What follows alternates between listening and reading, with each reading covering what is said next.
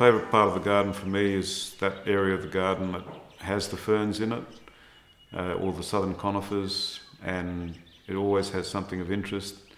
Has the bird life in the main because of all the native plants that are there. Fern collection is probably the best fern collection in the Southern Hemisphere.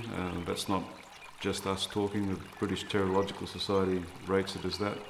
It's made up of most of the Cyathea species, the tree ferns from all the southern areas of the world, parts of the Southern Hemisphere, South America, Australia, through the Asia-Pacific region.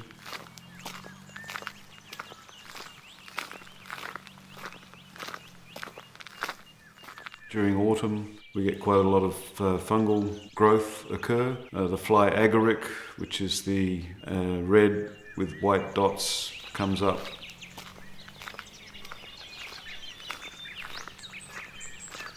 Part of the borrowed landscape of the garden consists of Carmino, which was built back in the mid-1800s, late 1800s, and Thomas Elder Bar Smith built that. We often get a lot of people asking questions about it.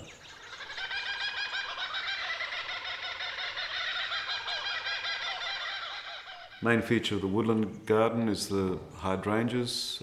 They come into their own mainly in summer. They still hang on to their heads through autumn. They usually get pruned in winter and then they're ready to go again for the next year. They have a variety of colours from blue through pink. It's usually dictated by soil conditions.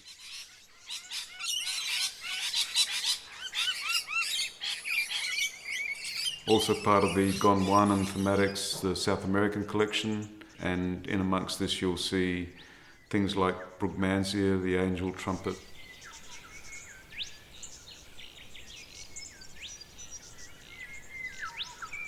The garden also attracts an awful lot of wildlife. We have kangaroos, koalas, various lizards and reptiles. Bird life is very significant. We have black cockatoos all the way down to blue wrens and silver eyes. So there's always something interesting as far as wildlife is concerned.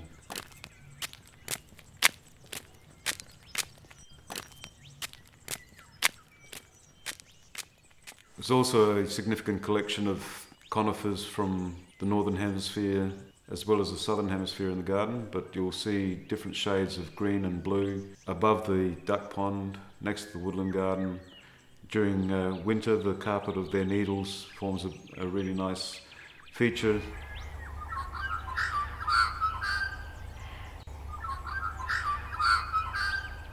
One of the things that people will notice is that there's sculptures throughout the garden, and the sculptor is Greg Johns. The gates at the beginning of the garden, down the lower entrance, are actually a representative of Dr. Colin Rob Johns, who was the founding president of the Friends of the Botanic Garden, and then shows all the parts of his life. The other figures throughout the garden are the guardian figures and the peace figure, and you'll come across them as you walk through the garden in fairly unusual places.